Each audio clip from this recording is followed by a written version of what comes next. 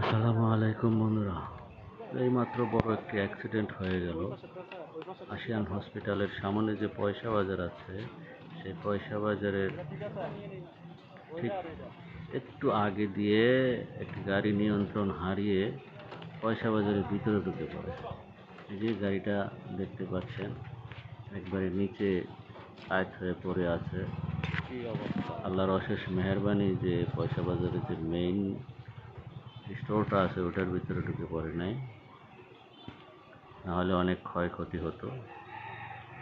দেখতেই পাচ্ছেন গাড়িটা উল্টে আছে।